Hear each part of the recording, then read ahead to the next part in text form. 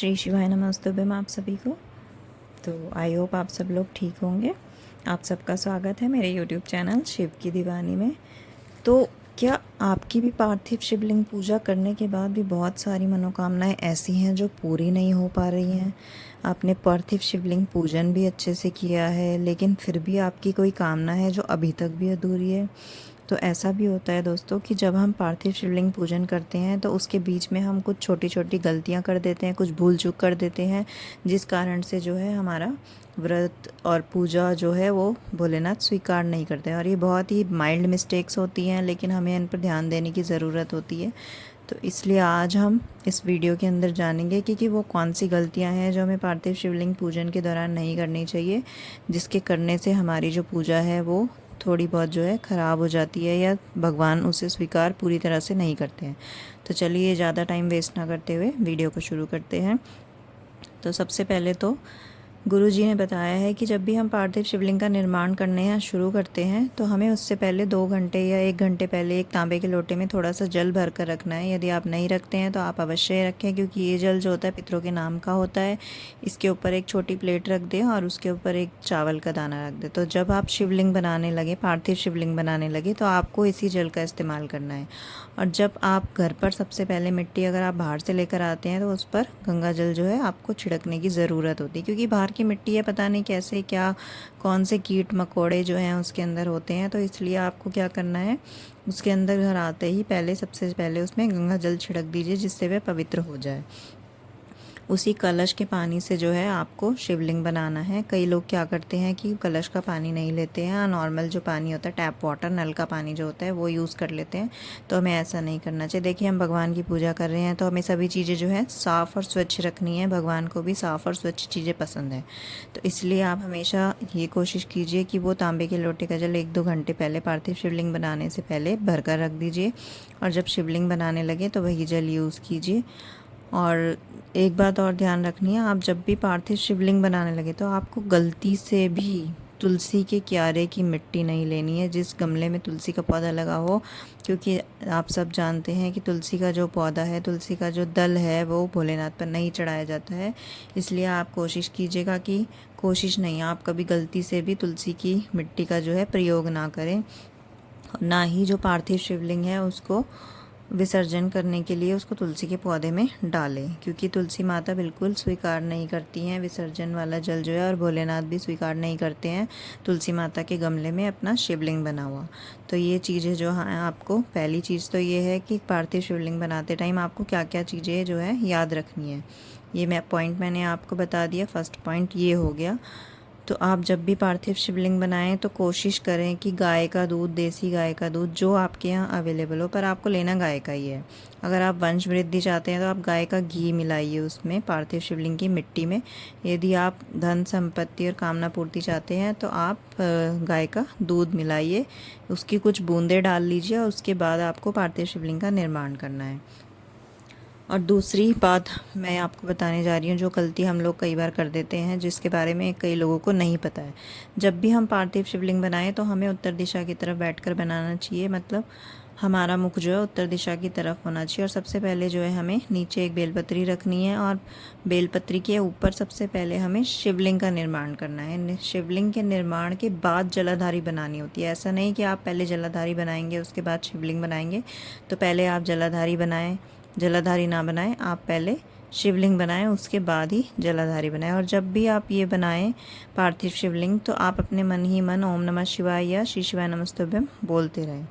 इसके बाद तीसरी बात आती है कि जब हम पूजा करते हैं तो हम जब अभिषेक करना शुरू करते हैं तो हमें पूजा के बीच में से उठना नहीं चाहिए। हमें सारा सामान जो है अपने पास लेकर बैठना चाहिए। जैसे गुरुजी क्या है, जल कहते हैं कि जल बहुत यूज़ होता है, फूल भी बहुत यूज़ होते हैं, अक्षत भी बहुत यूज़ होते हैं। तो ये 3 चीज़ों की क्वांटिटी तो आप अच्छे से लेकर ही बैठिएगा। करीब करीब 2 लीटर जल जो है, 2 लीटर की बॉटल या 2 लीटर का भगोना अपने पास रख कर बैठिए, उसमें से जल लेते रहिए। और पुष्प जो है जितने गुरुजी ने बताए, प्रदीप मिश्रा जी ने, उससे एक्स्ट्रा पुष्प लेकर आइए। और फिर अक्षत भी आपको जो है एक कटोरी भर कर रखने हैं, अच्छे से अक्षत भी चढ़ाने हैं, क्योंकि बीच बीच में जब वो संकल्प कराते हैं, पूजन कराते हैं, तो फिर अक्षत भी चाहिए होते हैं बहुत बार। और पुष्प जो है, पुष्प भी एक्स्ट्रा लेकर रखिए, क्योंकि कई बार पूजन में पुष्प की भी ज़रूरत होती है। इन सब चीज़ों के लिए एक्स्ट्रा सामान आपको पहले से ही रखना है। आप पूजा में अभिषेक करते हुए ना ही उठे तो बहुत ही अच्छी बात है, और अगर उठना पड़े, बहुत ही ज़्यादा मजबूरी है, तो आप उठ सकते हैं, लेकिन आप कोशिश करें कि पूजा करते टाइम, अभिषेक करते टाइम आप ना ही उठें। चौथी चीज़ है कि जब भी हम पूजा में कोई अक्षत यूज़ करते हैं, तो वो प्रदीप मिश्रा जी बार बार कहते हैं कि चावल जो है, आपको अक्षत जो है वो साबुत लेने हैं, तो पूजा में कभी भी टूटे हुए चावल जो है वो नहीं चढ़ाए जाते हैं। तो इस चीज़ का ध्यान रखें, और जो भी सामग्री ले वो एकदम साफ़ सुथरी होनी चाहिए। जैसे काले तिल हैं, काली मिर्च है, किसी में भी कोई कीड़ा कूड़ा कुछ नहीं होना चाहिए, इस बात का आपको ध्यान रखना है।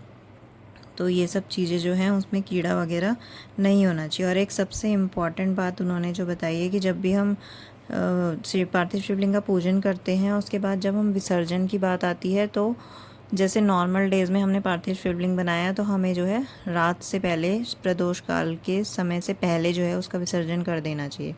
यदि कोई स्पेशल दिन है, जैसे शिवरात्रि है, अब शिवरात्रि है तो शिवरात्रि में तो रात्रि, जैसे नाम आ रहा है, रात्रि में ही पार्थिव शिवलिंग की पूजा की जाती है, तो इसलिए आप शिवरात्रि वाले दिन रात्रि में ही पार्थिव शिवलिंग बनाकर पूजा करें। और जैसे हरतालिका तीज है या अधिक मास की शिवरात्रि है, तो इनमें आपको रात में ही पूजा करनी चाहिए शिवलिंग बनाकर।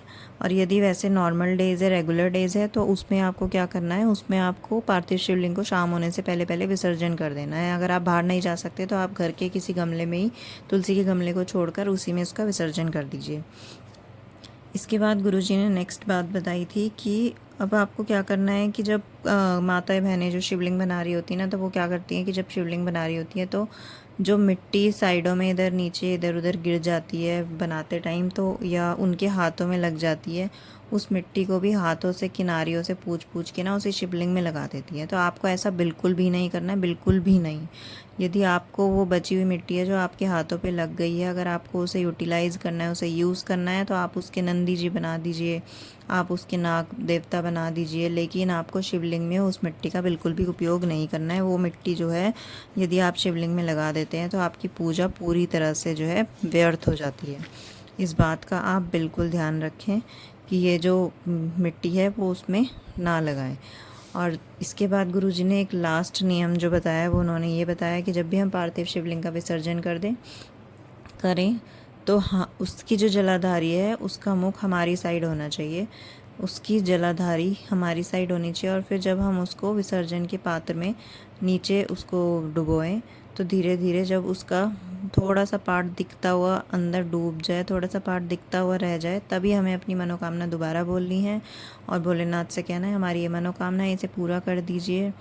इसके बाद भगवान आपकी मनोकामना जो है ज़रूर पूरी करेंगे। तो जब आगे से आप पार्थिव शिवलिंग का पूजन करें, 11 अगस्त को करें, शिवरात्रि वाले दिन या आगे आने वाली शिवरात्रियों में जो भी आप पूजन करें, तो आपको ये सब चीज़ें, ये सब बातें आपको हमेशा याद रखनी है कि आप ऐसा जो है ना करें गलतियाँ। इन्हीं गलतियों की वजह से आपकी मनोकामना पूरी नहीं हो पाती है कई बार।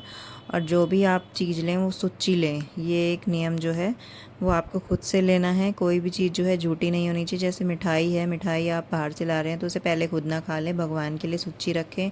या आप खीर बना रहे हैं तो उसे भी झूठा ना करें, भगवान के लिए पहले रखें, उसके बाद कोई उसको घर में ग्रहण करे। ये सब बहुत छोटी छोटी बातें हैं, पर इन्हीं की वजह से जो है हमारी पूजा नहीं लग पाती है।